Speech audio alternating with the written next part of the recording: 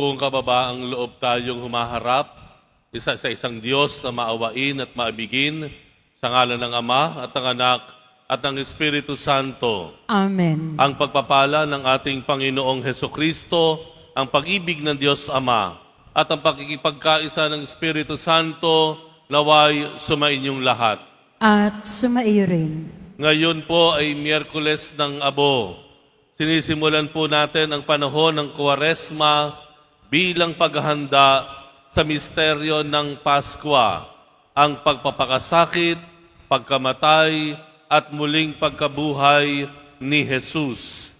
Tanda ng pagdadalamhati at pagsisisi sa kasalanan, ipinapahid sa ating mga noo ang abo. Subalit itong tanda ng pagsisisi ay dapat may kaakibat na tunay na pagbabalik loob ng pagbabago ng isip at puso o metanoia. Umaasa tayo sa kabutihan at awa ng Diyos sapagkat hindi sapat ang sarili nating kakayahan upang mapawi ang ating kasalanan. Manalangin tayo.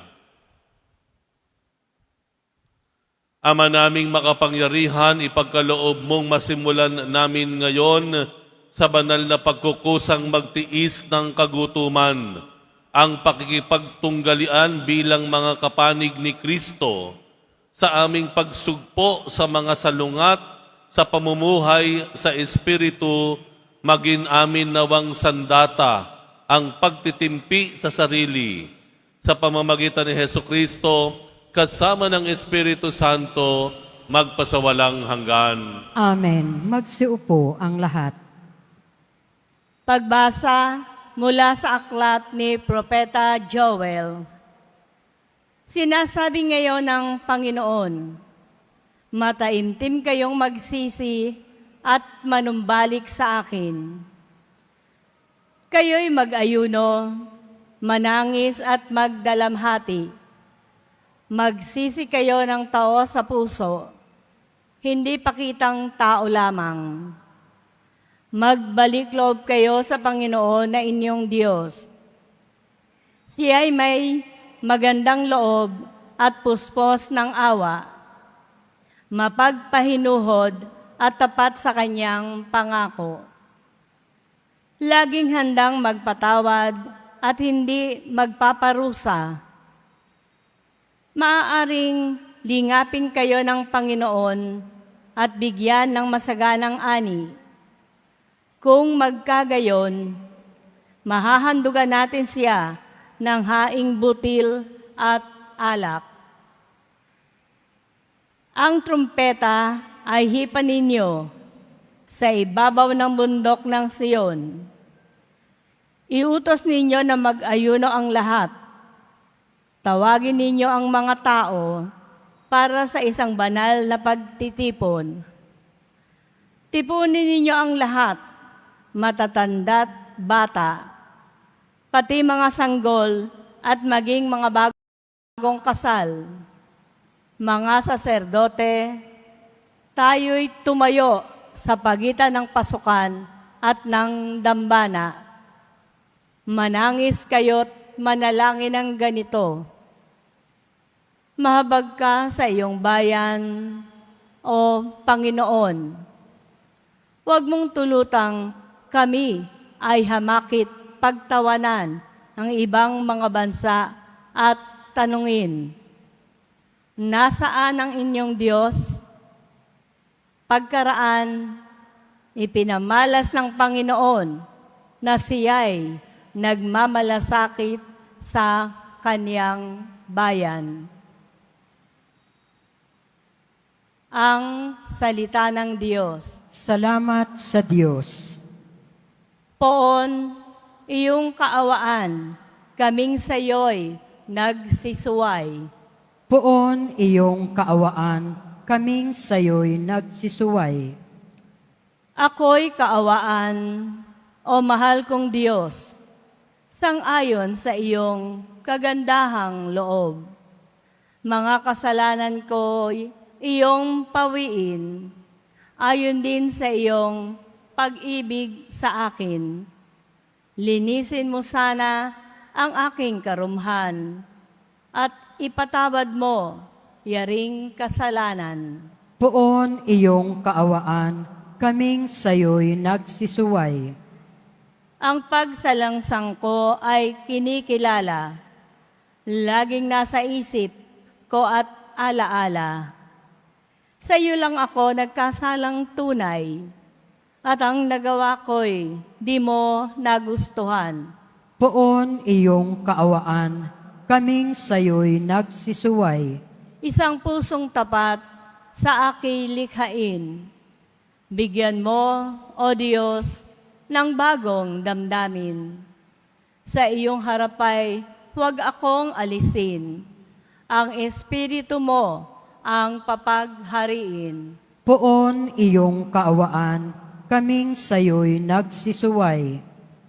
Ang galak na dulot ng iyong pagliligtas, ibalikat ako ay gawin mong tapat. Turuan mo akong makapagsalita at pupurihin ka sa gitna ng madla. Poon iyong kaawaan, kaming sayo'y nagsisuway.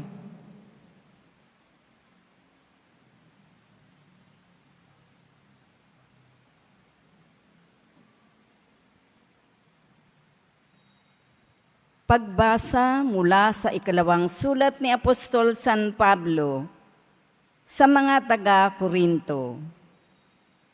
Mga kapatid, ako'y sugo ni Kristo. Parang ang Diyos na rin ang namamanhik sa inyo sa pamamagitan ko. Makipagkasundo kayo sa Diyos.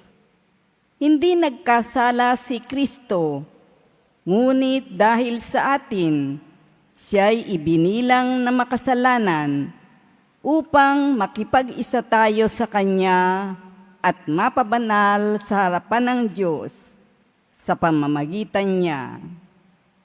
Yamang kami mga katulong sa gawain ng Diyos. Ipinamanmanhik namin sa inyo na huwag ninyong sayangin ang pagkakataong ibinibigay sa atin ng Diyos. Sapagkat sinasabi niya, sa kaukulang panahon ay pinakinggan kita. Sa araw ng pagliligtas, sinaklolohan kita. Tingnan ninyo, ngayon na ang panahong nararapat. Ngayon ang araw ng pagliligtas. Ang salita ng Diyos. Salamat sa Diyos. Magsitayo na po ang lahat.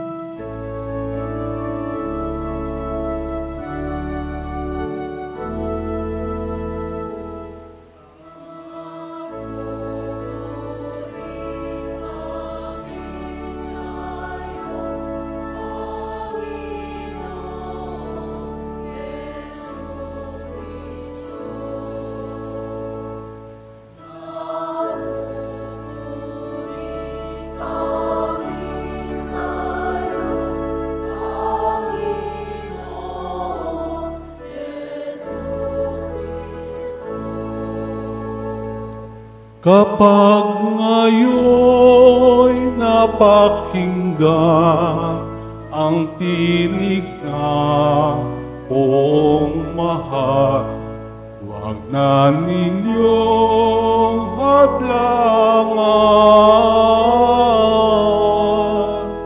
ang pagsasakatuparan ng ngiti niya't kalooban.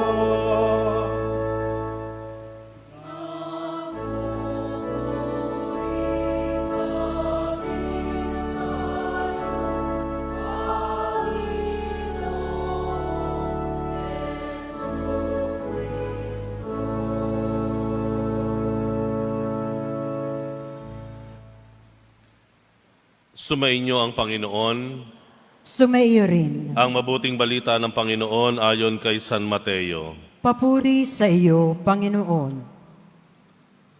Noong panahong iyon, sinabi ni Jesus sa kanyang mga alagad, pag-ingatan ninyo na huwag maging pakitang tao lamang ang paggawa ninyo ng mabuti.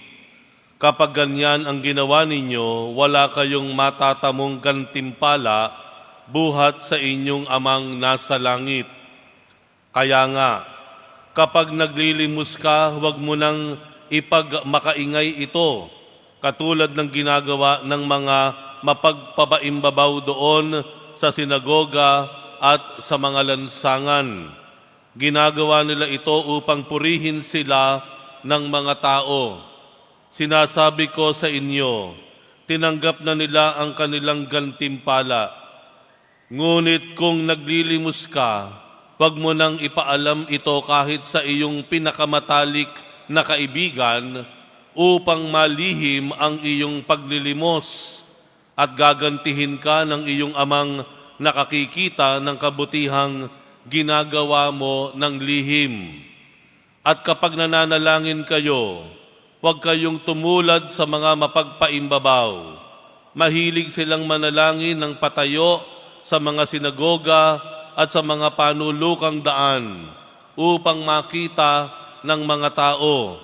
Sinasabi ko sa inyo, tinanggap na nila ang kanilang gantimpala. Ngunit kapag mananalangin ka, pumasok ka sa iyong silid at isara mo ang pinto. Saka ka manalangin sa iyong amang hindi mo nakikita at gagantihin ka ng iyong amang nakakikita ng kabutihang ginagawa mo ng lihim. Kapag nag-aayuno kayo, huwag kayong magmukhang malungkot tulad ng mga mapagpaimbabaw. Hindi sila nag-aayos upang malaman ng mga tao na sila'y nag-aayuno. Sinasabi ko sa inyo, tinanggap na nila ang kanilang gantimpala. Kapag ikaw ay nag-aayuno, mag-ayos ka ng buhok at maghilamos upang huwag mapansin ng mga tao na nag-aayuno ka. Ang iyong amang hindi mo nakikita, ang siya lamang nakaaalam nito. Siya na nakakikita ng kabutihang ginagawa mo ng lihim ang gaganti sa inyo.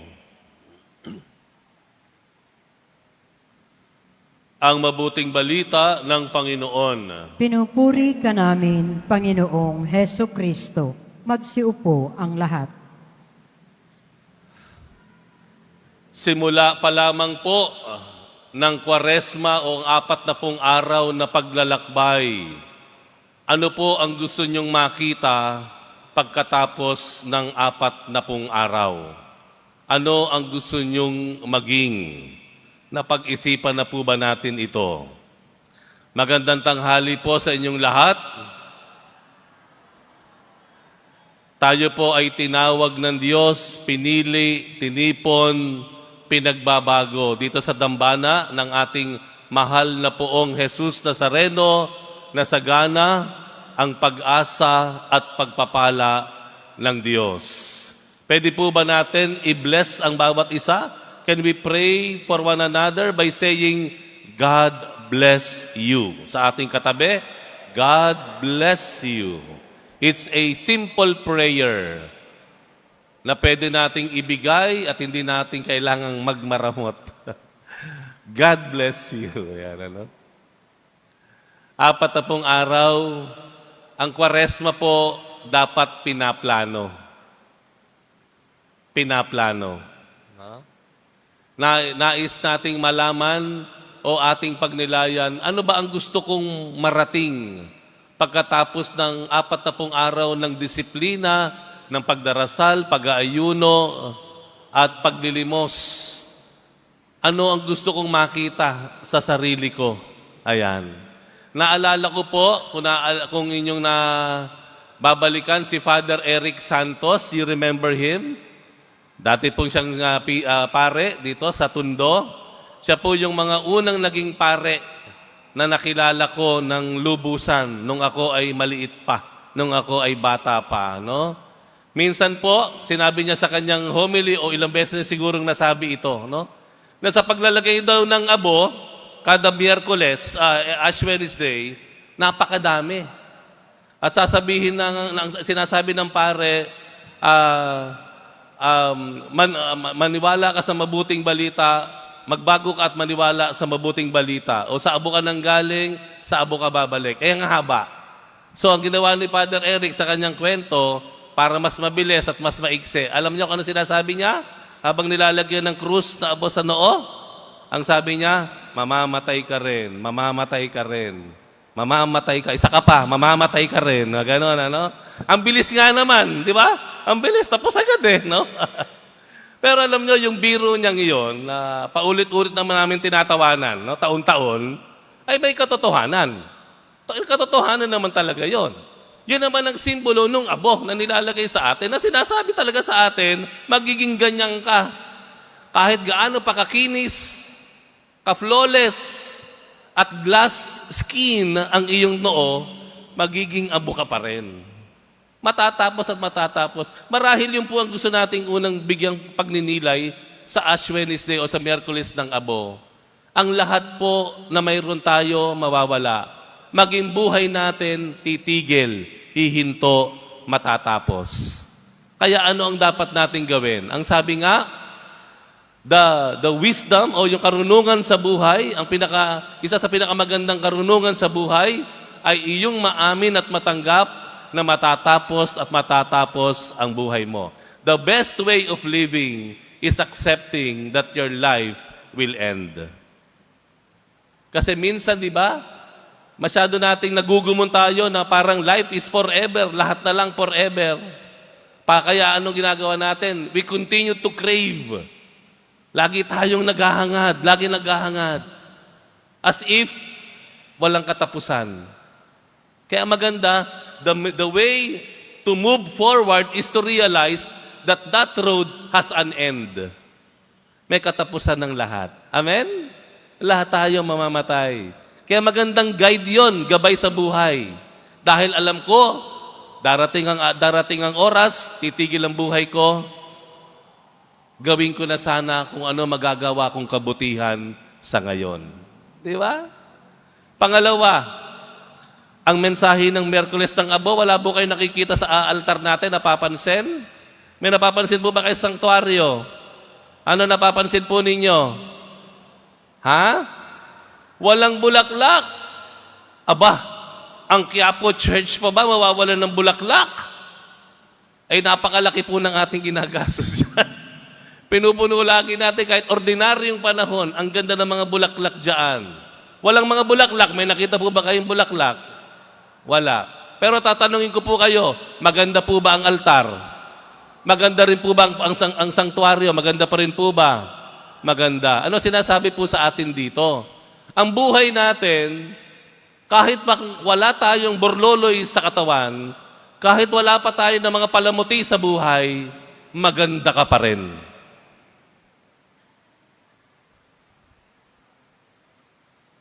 Wala ka mang ipagyayabang na sasakyan o ipagmamalaking magandang tahanan. Wala ka mang matangos na ilong. Kalbo ka man, ay sorry.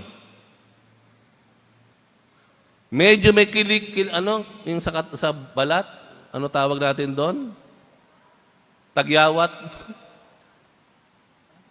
Kahit paano ang kutis natin, tanggalin mo ang lahat ng palamuti ng buhay, maganda ka pa rin.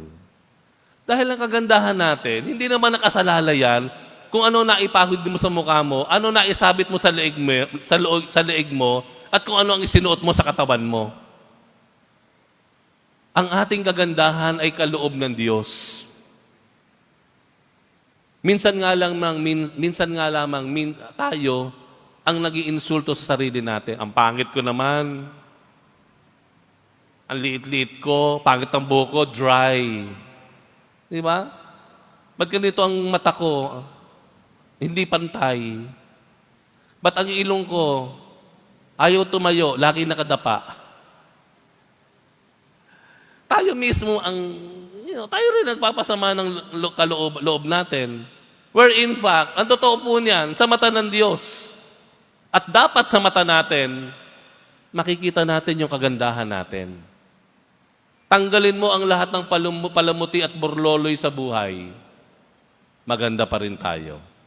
Sabihin nyo nga sa katabi nyo, maganda ako. Maniwala ka, maganda ako.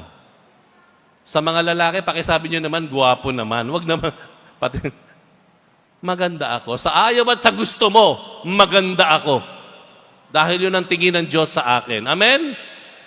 At ang ikatlo po na mensahe at huli na gusto nating pagnilayan ngayon, ang buhay pagpapakabanal. Ang pagpapakabait po, kailangan natin ng iba. Kung gusto mong maging banal na tao, maging mabuting tao, kailangan mo ng ibang tao. Mahirap magpakabuti kung nag-iisa ka, nakakulong ka sa bahay.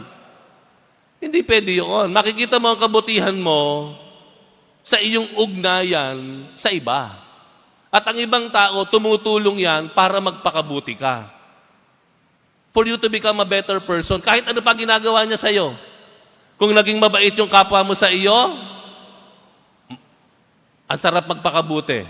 Binigyan ka, bibigyan din kita. Di ba? Ginalang mo ko, gagalangin din kita. Napakadali. Pero alam niyo po ba, kahit yung mga tao na masama ang sinasabi sa inyo, pangit ang trato sa iyo, pwede ring maging daan para magpakabuti ka. Hindi pwedeng maging dahilan ang kanilang pangit na pakikitungo sa iyo para itigil mo na o sumuko ka sa pagpapakabuti at pagpapakabanal. Holiness comes in relationship with others. Nakikita natin na unti-unti tayong nagiging mabait, unti-unti tayong nagiging magalang, unti-unti tayong nagiging maunawain, unti-unti tayong nagiging pasensyoso kapag nandoon ang ugnayan natin sa iba. We need others for us to be holy, to be good persons, to be even better persons. We need others. Kaya ngayong Kwaresma, opo, mag-ayuno tayo, magdasal tayo, pero wag mong ihihinto, wag mong tutuldukan ang iyong ugnayan sa kapwa. Maganda man o pangit ang trato nila, pwede nating gamitin bilang oportunidad at pagkakataon na tayo ay maging mabuting tao o maging banal. Amen.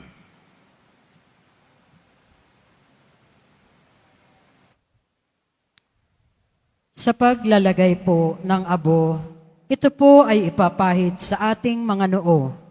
Paunawa lamang po ng mga nakaupo lamang sa pinakaunahan ang ating ng simbahan ang pipila para malagyan ng pari ng abo sa kanilang noo upang hindi lubos na maantala ang pagdiriwang ng misa.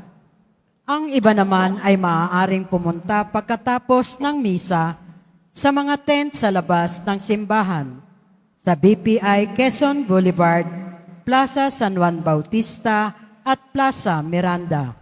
Ang ating mga lay ministers ang maglalagay ng abo. Panatilihin po natin ang pagpila ng maayos. Sundin po natin ang ating mga ihos o ushers. Magsitayo na po ang lahat.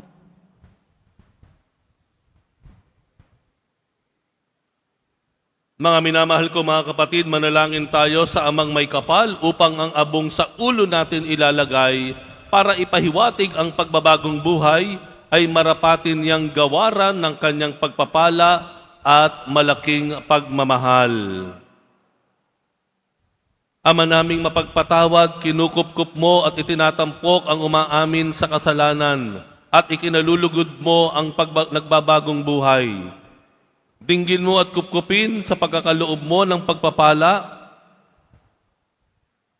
bilang pagtatampok sa iyong mga lingkod na naglalagay ng abo sa ulo. Sa pagganap ng 40 araw na paghahanda para sa Pasko ng pagkabuhay, marapatin mong kami maging dalisay para sa pagdiriwang ng tagumpay ng iyong anak na siyang namamagitan kasama ng Espiritu Santo magpasawalang hanggan. Amen.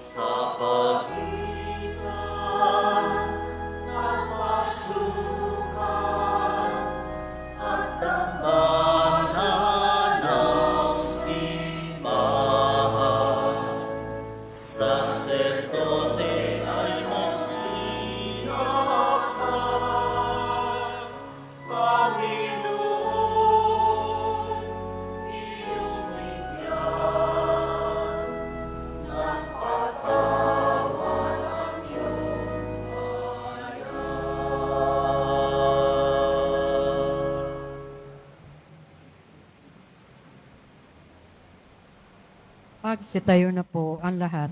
Minamahal kong mga kapatid, buong kababaang loob tayong lumapit sa papagpatawad at mapagpala nating Diyos at sabihin po natin, O Diyos, ipagkaloob mo ang aming kahilingan. O Diyos, ipagkaloob mo ang aming kahilingan. Para sa simbahan, pagkalooban mo sina Papa Leon, mga obispo, mga pari, mga diakono at mga laiko ng pusong nagsisisi para sa makabuluhan at mabungang panahon ng Kwaresma, manalangin tayo. O Diyos, ipagkaloob mo ang aming kahilingan.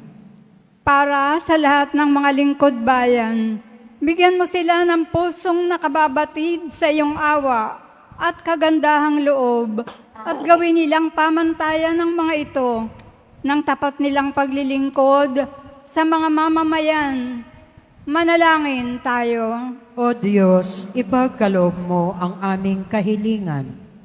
Para sa aming lahat na natitipon ngayon, naway makatagpo kami ng kapanatagan sa iyo, Ama, habang aming pinagninilayan ang aming mga pagkukulang sa iyo at sa isa't isa, manalangin tayo.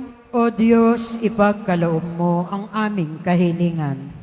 Para sa mga dukha at inaapi, hipuin mo ngayon ang aming mga puso.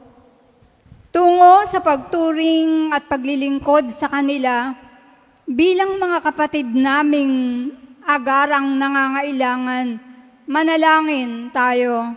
O Diyos, ipagkaloob mo ang aming kahilingan. Para sa yumaong mga mahal namin, salubungin mo sila at papasukin sa walang hanggang kaharian at angkilikin sa iyong mapagmahal na yakap. Manalangin tayo. O Diyos, ipagkaloob mo ang aming kahilingan.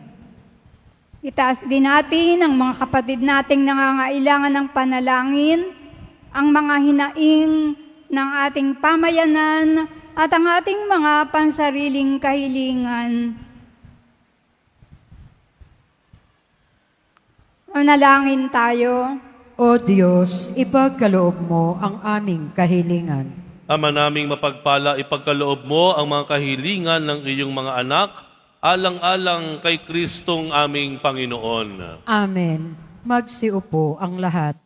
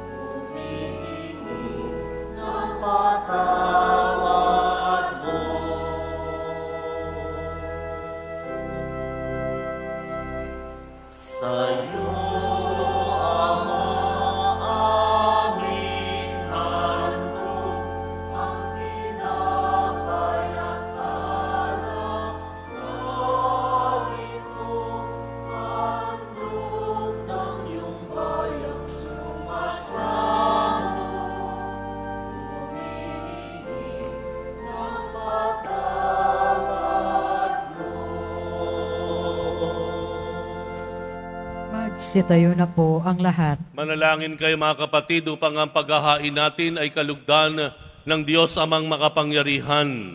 Tanggapin nawa ng Panginoon itong paghahain sa iyong mga kamay, sa kapurihan niya at karangalan sa ating kapakinabangan at sa buong sambayanan niyang banal. Ama namin lumikha, ginanap namin ang paghahaing ito bilang maringal na pasimula sa 40 araw na paghahanda. Ang aming kusang pagtitiis at pagmamalasakit ay makapagpadalisay nawa sa aming masasamang hilig upang kami pagindapating makinabang sa iyong anak na para sa amin nagpakasakit.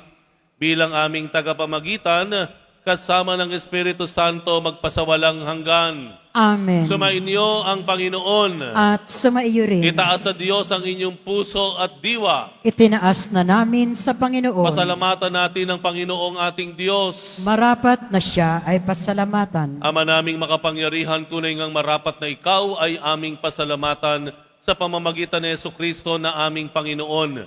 Sa aming kusang pagtitiis ng hirap, tinutulungan mong aming maitumpak ang kinamihas ng pagsalungat sa pananagutang iyong iniatas. Sa aming pagtulad sa anak mong mahal na nagpakasakit para sa tanan, ang pagsisikap nami iyong kinalulugdan at ang pagpapakabuti nami iyong ikinararangal. Kaya kaisa ng mga anghel na nagsisiawit ang papuri sa iyo ng walang humpay sa kalangitan, kami nagbubunyi sa iyong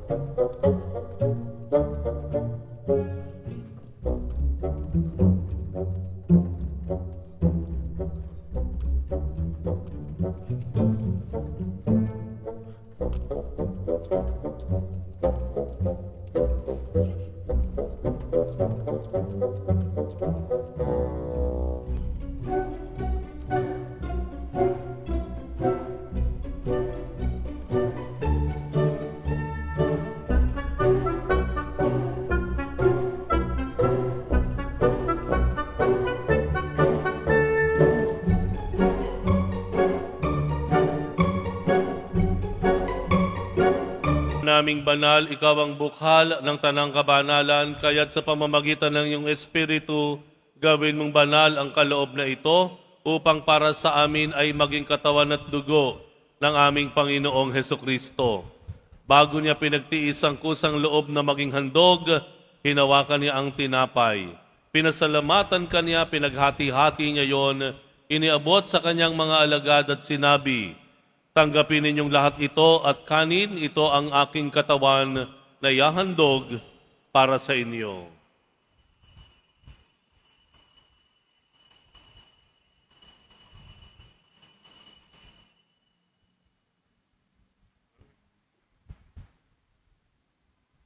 Gayon din naman nang matapos ang hapunan, hinawakan niya ang kalis, muli kanyang pinasalamatan, iniabot niya ang kalis sa kanyang mga alagad at sinabi, tanggapin ninyong lahat ito at inumin. Ito ang kalis ng aking dugo ng bago at walang hanggang tipan. Ang aking dugo na ibubuhos para sa inyo at para sa lahat sa ikapagpapatawad ng mga kasalanan. Gawin ninyo ito sa pag-alala sa akin.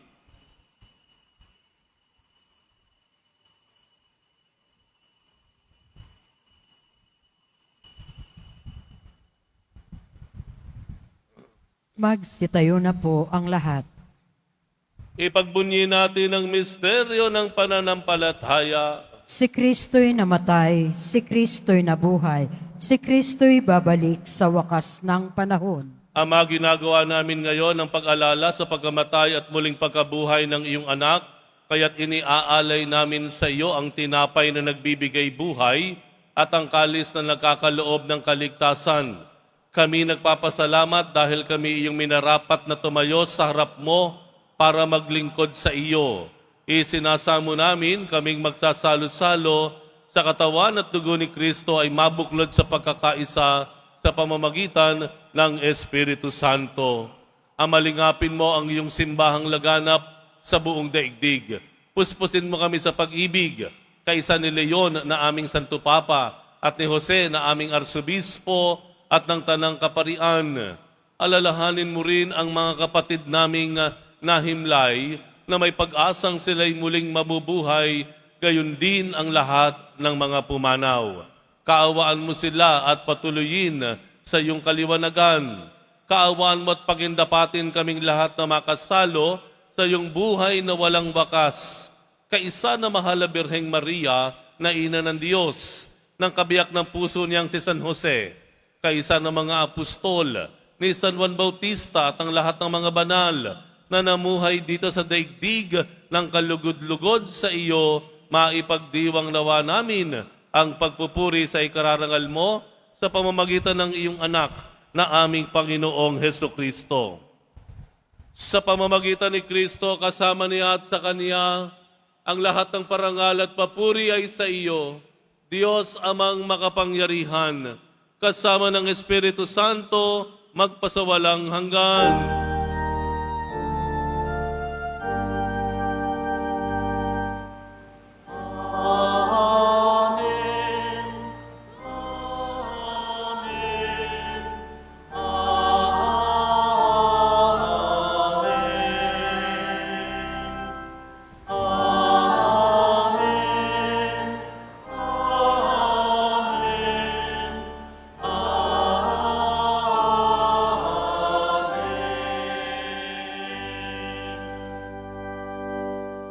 Ipanalangin po natin na tayo ay maging mabuting mga anak ng Diyos at maging magalang na kapatid sa isa't isa.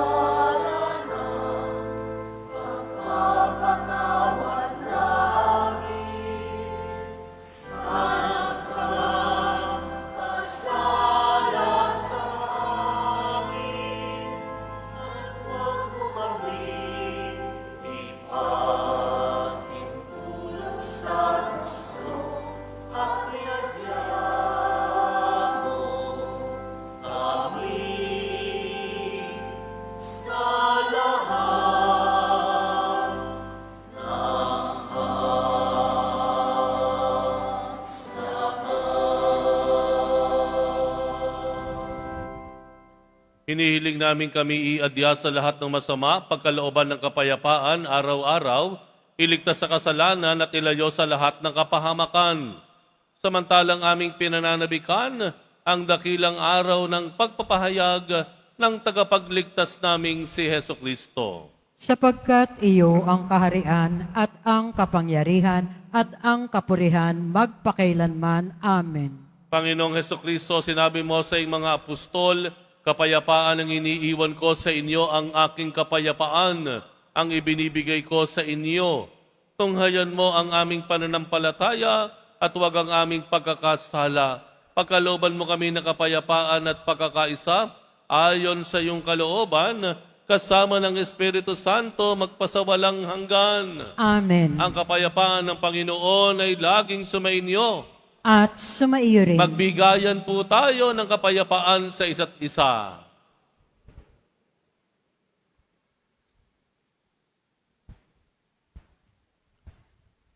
Kordero ng Diyos na nag-aalis ng mga kasalanan ng sanlibutan, maawa ka sa amin. Kordero ng Diyos na nag-aalis ng mga kasalanan ng sanlibutan, maawa ka sa amin. Kordero ng Diyos na nag-aalis ng mga kasalanan ng sanlibutan, ipagkaloob mo sa amin ang kapayapaan. Magsiluhod po ang lahat. Ito ang kordero ng Diyos, itong nag-aalis ng kasalanan ng sanlibutan. Mapalad ang mga inaanyayahan at sa kanyang piging. Panginoon, hindi ako karapat-dapat na magpatuloy sa iyo, ngunit sa isang salita mo lamang ay gagaling na ako.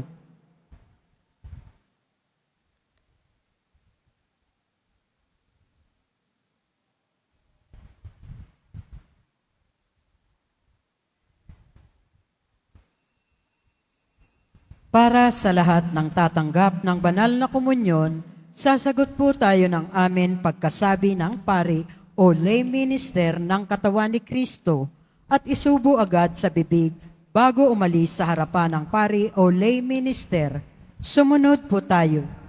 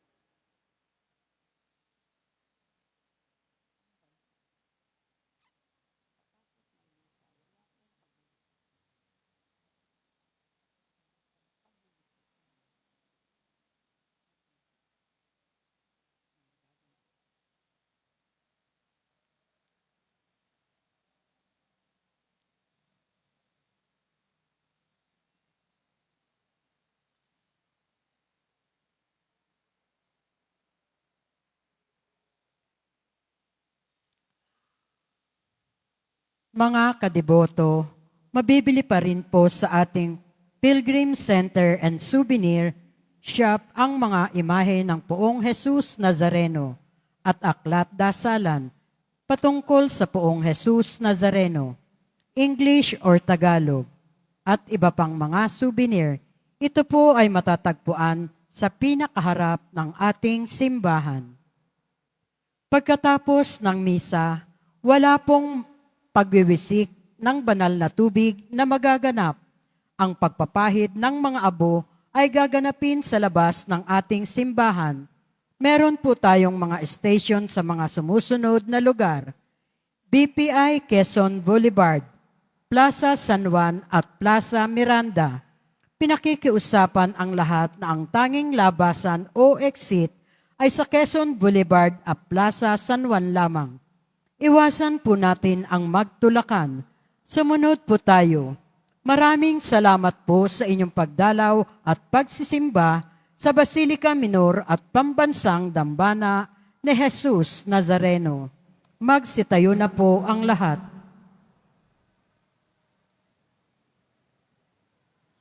Manalangin tayo.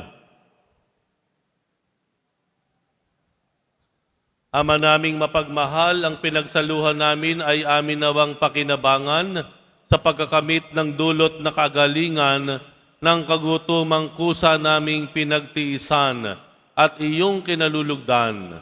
Sa pamamagitan ni Hesukristo kasama ng Espiritu Santo, magpasawalang hanggan. Amen. Sumainyo ang Panginoon. At sumaiyo rin. Yumuko kayo't hingi ng pagpapala ng Diyos.